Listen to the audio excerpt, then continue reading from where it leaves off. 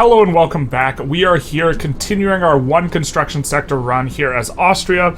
There are a lot of ways in which we're trying to effectively get construction in this run, one of the which is each of our subjects is going to have that 10 free base construction, and they can build construction sectors themselves, so we are going for a little bit of a subject swarm, to which we have leaned into Austria for this. We also can leverage foreign investment, which is particularly useful with very small powers, as very, very small powers will almost always invest their 10 construction in you once they have run out of profitable opportunities in our own country, which is often. Also, to the end of Austria, it is pretty nice that if these guys are happy, we do get the 30% prestige, which is going to be important because we are engaging in quite a bit more of a diplo play situation here, where if we get the power block cohesion up, and this is based on, to some extent, prestige of the power block leader relative to the rest of the members. If we can get cohesion up, we can do two things. We can use the sovereign empire or the sovereign empire block interaction of subjugate power block members, so we can use this to get more subjects and to generate more power. But secondly, we could also use the new interaction, which is very, very strong, but is contingent upon you having a lot of cohesion in your block, which is the request power block embassy, which will give you an enormous amount of leverage. It will give you ticking positive relations, and the cost for this is a 0 diplo, and is instead more based on your ability to generate a lot of cohesion. And so we are going to be playing towards that, and so that will help. Now, naturally, what we are trying to track, or the way we are tracking progress, is a little bit different than most runs. Most runs, we look at GDP and we look at construction. Neither of those are going to be going up a lot, because a lot of our ownership buildings are actually going to end up being in our subjects. The singular construction sector does turn on our investment pool, and our investment pool is going to buy a lot of our subjects' buildings, and so a lot of our power is going to be coming in the generation of, buildings of ownership, of which is included the new kind of company buildings. A lot of power is going to be coming from this, but this isn't tracked in our GDP. Instead, it's tracked in our subjects' GDP. So the two metrics we're really going to be keeping an eye on is, first, we are going to be keeping an eye on the total number of financial districts and company headquarters. We're discounting or excluding manor houses because they count the peasants' buildings, the subsistence farms, and instead we have financial districts and company headquarters. We're starting this episode with 109. Last episode we started with roughly 41, and so we are coming up. I think that we might be just a little bit slower than the AI, but with less construction than they have. So this is kind of where we are looking at here. And the second thing we are going to be keeping an eye on is going to be looking at our power block and looking at the total GDP of our power block. And this will be the second metric we are tracking. We started with, I think, around 18 to 20 million. Last episode, we're up to 33 million. And the goal is probably going to be to see if we can pass up the British Empire, something like this. Notably, our GDP has basically flatlined. It's not going anywhere. It's going nowhere. But our subjects' GDPs have been going up by quite a bit, like Bohemia, Transylvania, Galicia, and so this sort of thing. And so we are leveraging, kind of increasing the economy of theirs, which increases the diplomatic pacts we are receiving. We might at a separate time kind of lean more into the diplomatic pacts, like more and more, because our own economy is significantly depressed. And it's interesting to see some of the effects. Some of the effects we noticed last episode was it decreased our ability to generate trade, because our economy was not so polarized, and so trade feels really low, which definitely makes kind of the diplomacy-oriented principle of external trade, which is going to give us, plus the influential trade center, which gives us diplo per trade level. This significantly decreases that. We've also gone vassalization 3, again trying to increase the cohesion so that we can get more people underneath the Diplo Pact, which gives an enormous amount of leverage so that we can help to pull them into the block and eventually subjugate them. So we're playing the big bag, big chin type of run here as Austria. Let's get into it. Alright, the run might be unraveling at the seams a little bit. We do get declared on by US for Return Texas, and the UK sides against us for Western Guangdong Treaty Port, And I'm very, very suspect if we can win this, because we don't have enough money, and we don't have a way to get more money, really, truly. We can decrease wages a little bit here and here, and run a positive balance for some time, but this is kind of it. This is the only tool we really have available. I think we can, we can also shutter government construction. That's fine. The private queue will be able to take over completely, but there's really not a lot of tools, and because of the prestige situation, we kind of don't want to lower government wages unless we absolutely have to, and we actually need to keep military wages at least even, and so this is going to be extraordinarily painful no matter how it shakes out. We can delete buildings, we can delete government buildings, but we really don't want to because we only have 7.5 construction. The types of buildings we can delete are either military, which we kind of need to try and win this, or we could just back down. And the fact that we have so few tools is a little bit interesting. We could also delete, we have 7 universities, we could delete those. We are overbuilt a little bit on government administrations, and to be fair, we could roll back to filing cabinets on some of these, and this would be good, and we would still be able to run a positive balance, but it's looking like a little scrappish. We are increasing the amount of navy we have. We have been doing this for some time, but we really need that in order to try and push prestige, and so the resources we have available, as a 13 million GDP country, are definitely scant in nature, and the people who we're fighting is USA, shout out to Abe Lincoln, and the UK, whose combined GDP, not to mention the UK has more overseas ownership than we do, is like 5 or 6 times our own. So this is... ugh. Something I also wanted to point out is you can now put in war goals on behalf of your subjects, which is really neat. They still cost you infamy, they don't cost your subject infamy, but in the case of something like Texas, we can use return state, we can use their return state CB, which is going to be discounted. I haven't checked whether or not it uses their power ranking in terms of how much infamy it's going to cost, but we're going to throw a couple bones to the way of Texas. We do, of course, want another subject in our power block. This would be nice because that effectively is a way of generating 10 construction. Although, yeah, maybe we should have subjugated them ourselves, but this is fine enough. We wanted to throw it in there and kind of see what it looked like, and also it'll be a little bit nicer on the border gore, and if Texas eventually annexes them, we'll be able to return state on Oklahoma here versus the USA as well. After a long reflection, I think that what it would take to win this war might actually be more expensive than the war is worth. We're going to be running negative convoys basically infinitely. Right now, we're currently using an enormous amount on supply routes. That's why we're running negative. This is decreasing our trade route volume, which is decreasing the amount of diplo we get.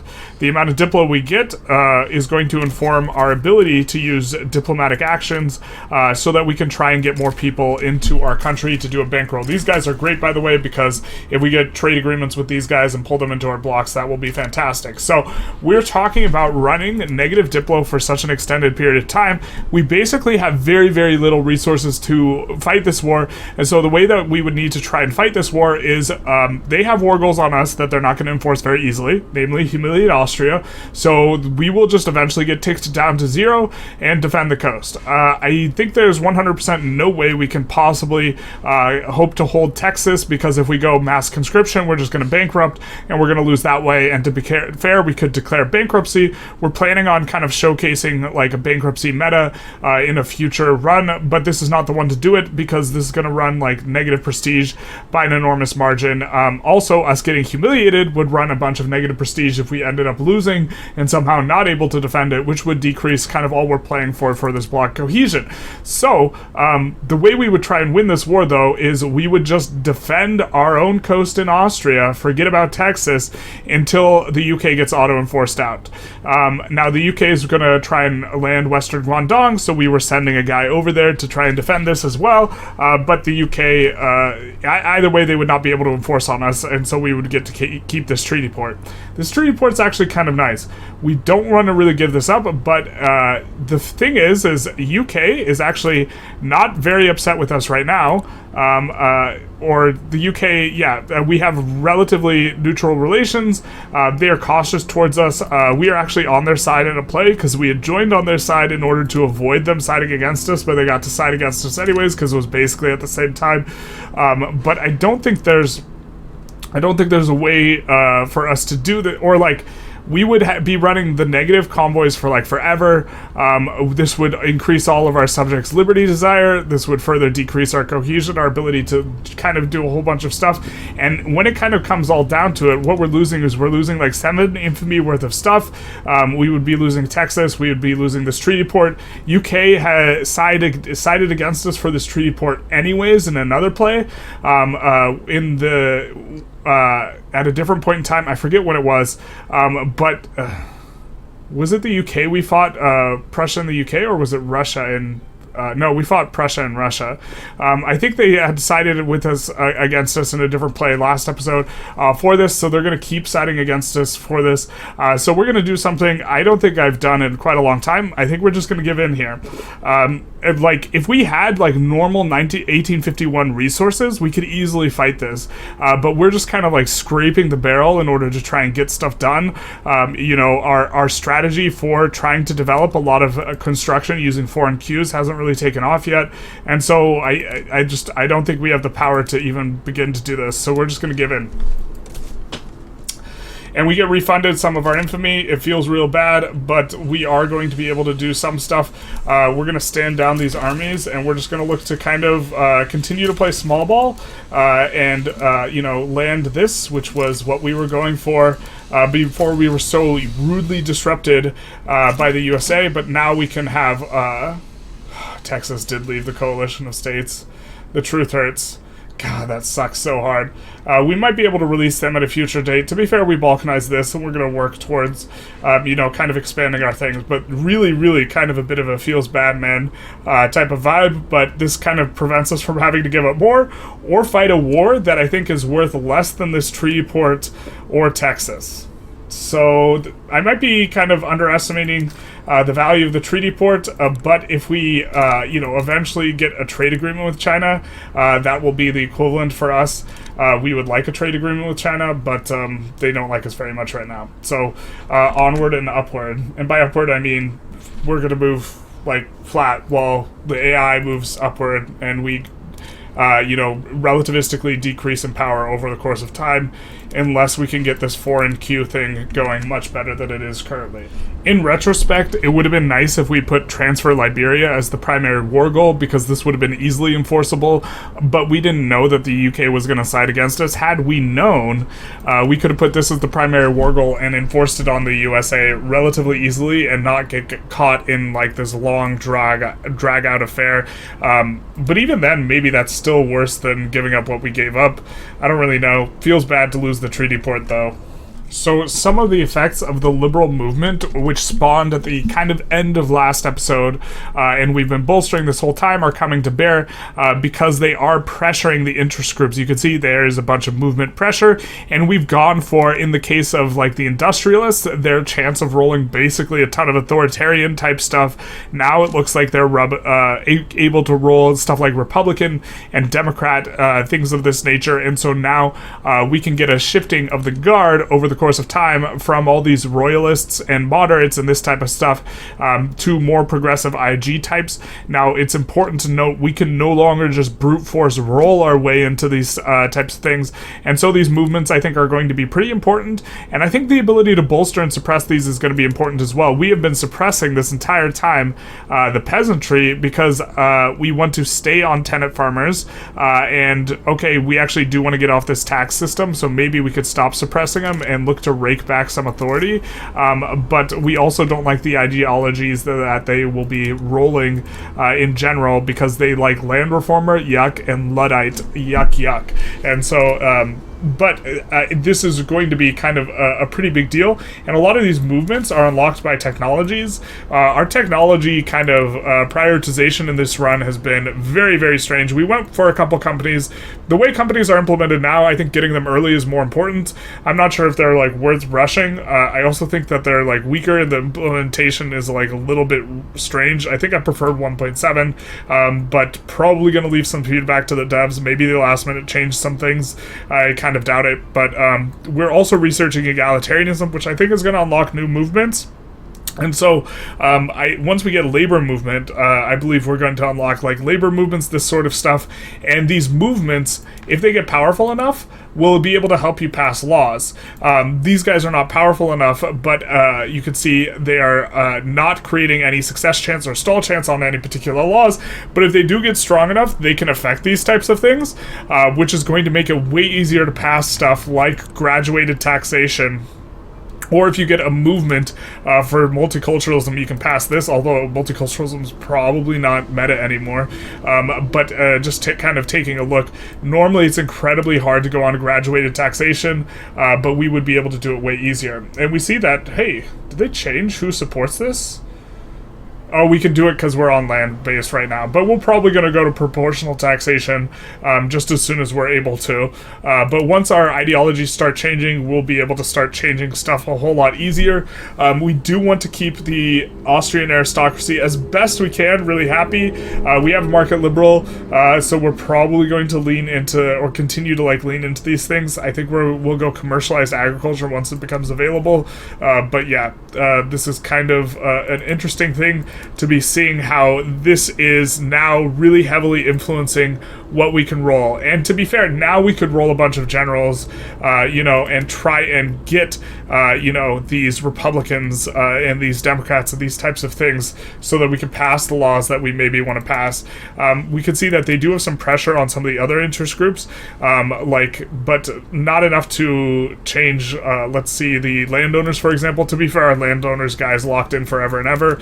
But the armed forces, look, they are now rolling 20% Republican, still relatively conservative with the royalists and the traditionalists, because if we come back in here, absolutist movement's pretty strong, Catholic traditionalist movement's pretty strong, and the Austrian supremacist movement is pretty strong as well. So all these together, not really offset entirely by this new liberal movement that's becoming quite strong.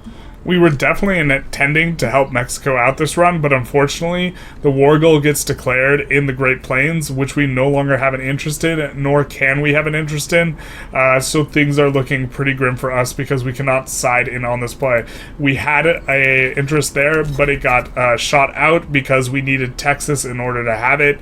I suppose this is maybe a reason to fight for Texas, because Mexico getting wrecked a little bit when we were hoping to eventually pull them into our bloc and then subjugate them.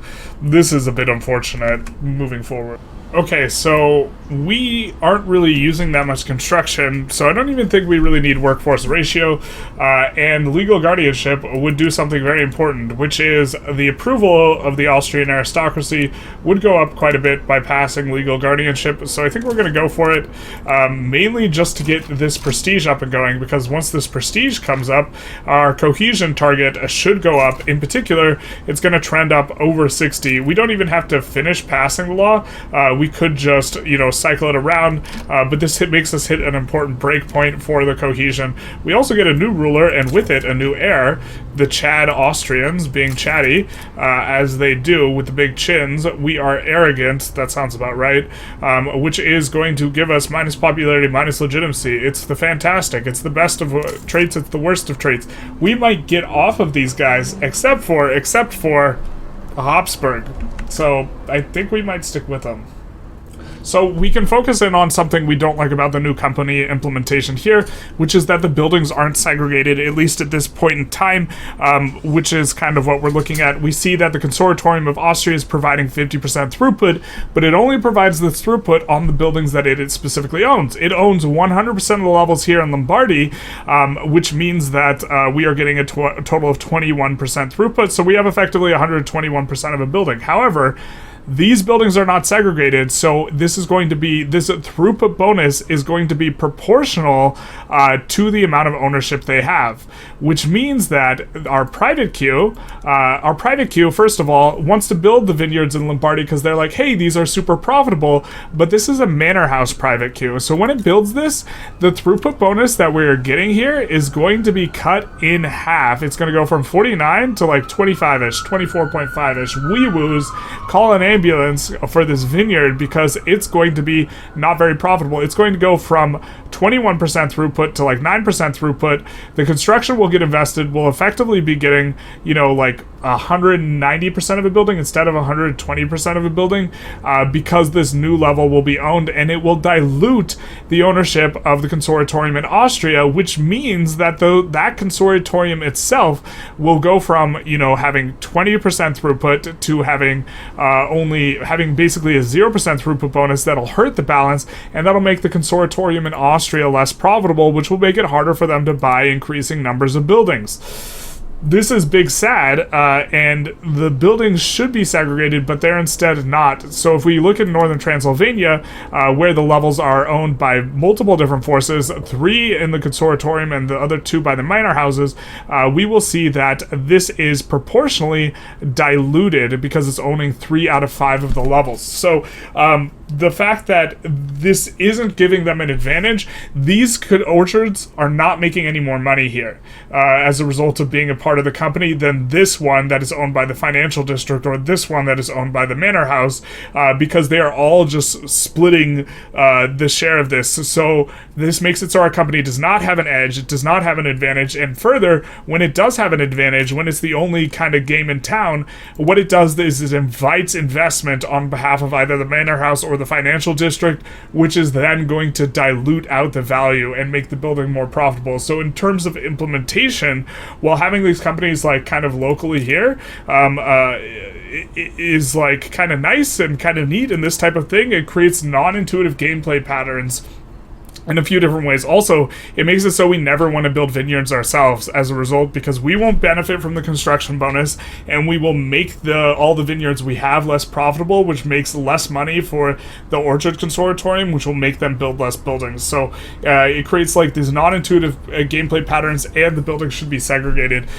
So kind of wanted to comment a little bit about this. I don't know if this is what's going to hit the live patch. I'm going to leave some feedback about this, because I think the current implementation of companies, while maybe less interesting because we don't have the buildings themselves, is probably better from a gameplay perspective. So we have to select another principal, and we're in quite a weird spot where we're really not sure what's going to be best here. We're kind of thinking between a few options. Construction would boost the construction of all of our subjects, because this is applying to all power block members. It would boost our construction too, but this seems really marginal. But maybe this would be okay until we get another principal group. The thing is we're not a number 1 kind of block, or we're not a big enough block to have 4 slots. So I kind of don't like going construction and then storing the mandate. We also thought about going for an investment, but honestly, a lot of the people with whom we can get an investment agreement anyways, we can pull into our block without too much difficulty, and maybe this is good, and it certainly leans into the overall sort of thing. I think eventually we do want creative legislature for minus enactment stall chance. I don't think we need it at this current point in time, but if we want to do a strategy where we oscillate between having laissez-faire or having our subjects have laissez-faire and council republics so that they put all their buildings up for sale and we can just buy them all, that creative legislature will be very useful in that regard. And the final one we're thinking about is transportation infrastructure, because we don't have a lot of convoys and we want to run a lot of trade routes, and this would help us to get more convoys, but also it would give us plus 50 land trade capacity. A lot of our trade is currently just going overland anyways, and so maybe this would end up being good. It also unlocks a bunch of PMs that are a bit more efficient on the railways, and so this is attractive as well. I think we're going to go with foreign investment, mainly because it leans into what the run is trying to do. I think transportation infrastructure is probably best, and then eventually we do want creative legislature, so this might mean that we end up going foreign investment, creative legislature for our total 4, but we're going to submit here, and we are going to get a slight boost in leverage impact with people. The thing is just almost everyone who we have an agreement with anyways, we can pull in anyways, although I suppose this is going to help us with something like Hamburg, where if we come over to Hamburg, we do have some degree of leverage on them. I believe we just got we have to hover this one. I believe we just got an agreement with them, a trade agreement, so we are going to be moving in a pretty strong direction, and we have an economic dependence of 57, and so this is going to be boosted by this, or it is currently being boosted by the foreign investment. I can't remember if it's a 50% boost or a 100% boost, but it is pretty big, and so this is going to allow us to start pulling people into the block up in the north here, and specifically we want to get these guys with agreements with us in terms of foreign queues. We also managed to get construction agreements with both Bosnia, Sun, and Egypt, which is going to help out a little bit, especially once Bosnia runs out of infrastructure and population. Then they will be spending all 10 of their construction all the time in our country. And it looks like they're out of infrastructure, so they do have peasants available. I wonder what they're using their free 10 construction on. It's not building in our place, at least at the moment. So our liberal movement has passed a critical threshold of activism where they're now agitating, and so now, as you can see, they are willing to help us pass a whole bunch of different laws. I think the one we're going to go for is we're going to go for landed voting. We could go for a different voting system, but with landed voting in particular, we will be able to maintain our prestige level because this will not upset the aristocracy. If we take a look here and we take a look what we're getting, we are getting quite a big modifier from the Austrian aristocracy, and this is going to help us with the power block sort of maneuvering. And so while we do want to move on to a voting system, we're going to go on to landed voting specifically because it does not upset these guys here. Now, there is a little bit of a move. There is a little bit of a trick where, if I'm not mistaken, we can make this guy a communist, which would really shake up what we can do to make the aristocracy happy while still simultaneously passing reasonable looking laws, because we do prefer kind of the other voting systems. And so I think we're going to put this in. I don't think there's actually too many things that other than us getting some sort of voting situation squared away that we really like. I don't think guaranteed libs is anywhere near as good as what it used to be. Protected speech and rights of assembly, I'm not sure that this is that great, because getting additional power for bolstering and suppressing is a lot stronger than it used to be. To be fair, we would like bureaucrats, kind of.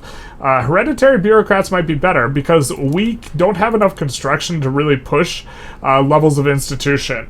As it stands, we have been sitting on level 1 of everything that we've put in for some time now, and we do not have the level of economy, I think, on a per pop basis to really be that interested in pushing it.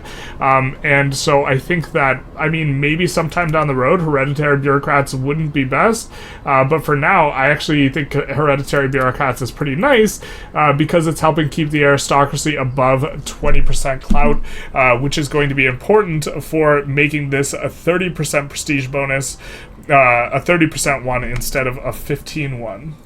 Great Britain has now rivaled us, which is going to be pretty bad moving forward, because they're going to side against us and plays very, very aggressively. Alright, we're going to experiment with something that I think might potentially be good, but it's probably going to decrease slightly the amount of construction we get coming into our economy, and that is, we're going to, with our next one, we're going to lock in, just in case we lose our slot availability, which can happen if we drop out of contention as one of the bigger,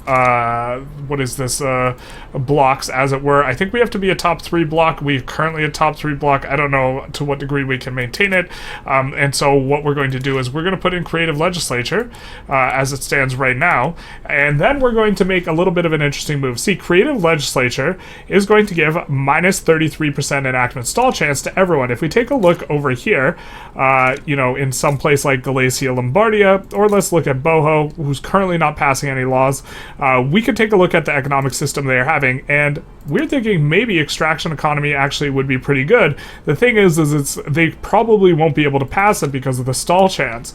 But if we take a look at what it does, it is going to give agricultural throughput, extraction, plantations. We own increasingly a decent chunk of their buildings, so when we increase the throughput, this is going to benefit our ownership share. We'll decrease their investment pool contribution, but I don't really think that they're fully utilizing their investment pool, especially because they're effectively utilizing our investment pool, which is buying up their buildings. So I think we would like them on extraction economy, and this will also increase economic dependence on overlord, and so I think we're going to go for this. And maybe it's unnecessary to swap between laissez-faire and cooperative ownership, and we can instead swap between extraction economy and cooperative ownership. People don't seem to like extraction economy, and so what we're going to do is we are going to slot in the good old creative legislature. And now that creative legislature has been slot in, okay, first of all, it's going to help us pass laws, but second of all, it's going to help us pass laws a lot, especially because stall chance They changed it as well, where if a group has at least 5% or 5 positive opinion, if they would normally stall you out, as they did in 1.7, because they disapprove of the law. If they have high enough approval, they won't. So stall chance is already lower, and so this effectively reduces it to 0 in a lot of spaces. But now we can go for this, and we will have, okay, so it's multiplicatively effective, but still this significantly decreased stall chance will help out quite a bit. And so what we are going to do is our subjects that we are getting reduced on at least once or twice, or we've reduced their autonomy so that we can influence their laws, we're going to try and swap these guys onto extraction economy. You can see here only a stall chance of 6.8%. We will also, if we max out creative legislature, we will also be able to get a few other things. +1 maximum law enactment setbacks is going to help a lot for passing these 10 or 20% laws that the AI likes to do, but also the decreased activism and this type of stuff is going to allow us to pass laws in our subjects quite a little bit better, and so that's going to be an interesting one for us to play towards. So we get an event that is going to give us a reformer, which is more useful than it was before, because this is going to create a movement which is going to heavily influence things. We've also decided to rival Great Britain, which is maybe, I don't know exactly how good this is, but we've just gotten a massive influx of influence that we are going to use to kind of bankroll and make some moves. One of the moves of which that we've kind of made is we have incorporated this little northern portion into the bloc. Hamburg is coming up shortly. We are about to get another principal, and so with this we are going to try and get trade agreements on these guys. I believe we got a trade agreement on Bosnia here, so things are starting to move along. Our GDP is even starting to kind of move up quite a bit here, which is a little bit surprising, but this is due to foreign countries starting to build more and more in our country, and us actually having some movement. Now, to be fair, this is like when you push on someone's chest when they're dead and the blood moves through their body a little bit, in the sense that we've been flatlined this entire time. This slight little bit of movement looking kind of good is just a trickle of GDP by a small amount of construction as we try and bring our economy back to life. So, but it is upward movement, despite the fact that almost all of our construction's going towards government buildings, which don't do anything to boost the GDP, because, again, we'll be throttled with only 7.5 construction, and we don't want to kind of get caught with our pants down not having these things. And also, these things are facilitating other stuff, like us having a whole bunch of ports is allowing us to generate more influence, which is allowing us to make the types of moves necessary to pull people into the bloc to get trade agreements. You can see that we could get investment agreement if we were willing to give up an obligation, but we don't want to get locked into something. But we could do stuff like bankroll these guys, and then if we get an obligation, then we can get the investment agreement. And once we get the investment agreement and we pull them into our bloc, with foreign investment, not even light can escape. It's like the friend zone. So even though it's not very often useful, we're going to go for external trade here, which allows the establishment of trade routes without interest. The big reason for this is India has imploded. There's several strategic regions here, and we want to start getting our grubby hands on some of the trade routes that we can potentially do with these gentlemen, because that's going to increase very greatly our influence, our level of influence. Hopefully we can also get trade agreements with some of these guys, but if we take a look at their market is going to be probably all kinds of messed up. You can see that they have a dramatic demand for fruit, and so we can put in a bunch of trade routes with these guys, and so the fact that we can establish trade routes is going to be useful, but also,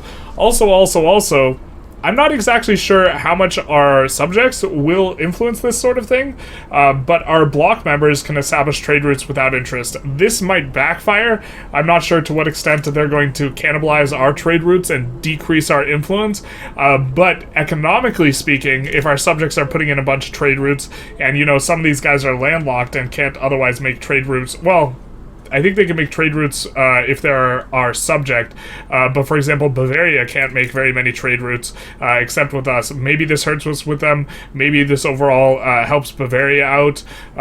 Still kind of an interesting sort of situation, but we did want to be able to trade with these guys, and it's starting to become slimmer and slimmer pickings in terms of what we can do that is useful. We are very, very quickly going to finish the mandate progress thanks to the combination of having relatively high cohesion, which we've been using Diplo to kind of work on whenever someone has a high liberty desire or doesn't like us very much. We are kind of playing whack-a-mole with that with bankrolls, because we do have a little bit of excess money, but also we have a ton of subjects. The vassal swarm is here, and this is allowing us to generate a lot of mandate quickly, which eventually is going to allow us to kind of move and shake a little bit as we just kind of swap out for different things.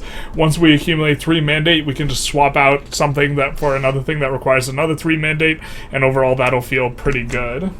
So I think we're going to conclude the episode here. We have seen things start to turn around by kind of a normal metric, which is GDP, here in our country, due mainly to all the kind of diplomatic maneuvers we're making. Just to kind of go through it, you can see, look at all these different bankrolls, trade agreements, mutual investment agreements, puppet relations, all these types of things. We have a ton of diplomatic agreements, so we really are playing kind of as diplo-y as possible, because we have to run scared of people, as evidenced by the fact that we actually backed down from a fight at the start of this episode, which was maybe winnable, but overall I think it would have been more expensive to do that sort of fight than it would have been to just avoid it and this sort of thing, mainly because it would have significantly impacted our convoys for an extended period of loud car outside.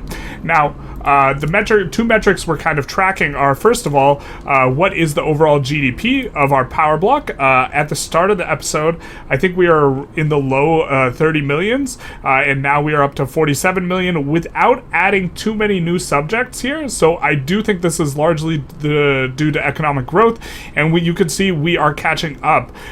We are catching up really quick to Great Britain here, mainly because the EIC broke apart this episode as per kind of their events. This isn't something that we focused on too much, but with the new migration system not caring about acceptance like at all, this is a very important event for texturing how runs are going to go in 1856, because these guys tend to have migration controls, which when they're the EIC doesn't affect too many things, but as soon as they become liberated, completely free, now all these pops are going to be not discriminated against, and they are going to be available for migration. So this is going to be a very, very big impact in terms of playing anyone who has a lot of migration attraction. So we're strongly considering doing a USA run here, and if we do a USA run, we might even publish it before this run, because this run is a little bit strange. It highlights kind of maybe not the patch as much as just kind of an interesting play pattern. The second thing that we are focused on here as it relates to tracking our progress is the total combined company and financial districts we are owning, because manor houses will track arable land, and so we don't want to track those as much. We started this episode with a total of 109, and I think that was in 51 was at the start of this episode, and now we are up to just under 180. So we have come along quite a ways in terms of our ownership, and this is more of a thing to track than a GDP, because we're buying foreign ownership. We've gone from being relatively insolvent to running a pretty strong balance despite having negative diplopacts, although to be fair, a huge portion of our expense is just when we mobilize. We have really expensive mobilization, and our budget looks really good, but we have 15 construction here. So it's like mobilization is absolutely crippling when we get to it, so we definitely want to get rid of a huge chunk of our credit limit. That way, if we do go to war, we have more of a buffer. If we had this buffer at the start of the episode, which admittedly we lost with our fight with Prussia for German leadership, if we had this buffer at the start of the episode, we might have been able to conduct that war in a more profitable sort of way. And so I think it feels like we're turning a corner in terms of the strategy and being able to execute something that looks reasonably powerful, considering we have 15 construction, which is not a lot. Oh, one last look at the people with whom we have foreign kind of agreements with, because this is how we're effectively getting a lot of our construction on top of every single one of our subjects that's members of our bloc. It does have at least 10 base construction in addition to whatever marginal construction they've added, so we're getting at least 250 construction in total. Anyways, I hope you enjoyed this episode. If you did, please feel free to like, comment, subscribe, do the YouTube algorithm thing, and other than that, have a good one.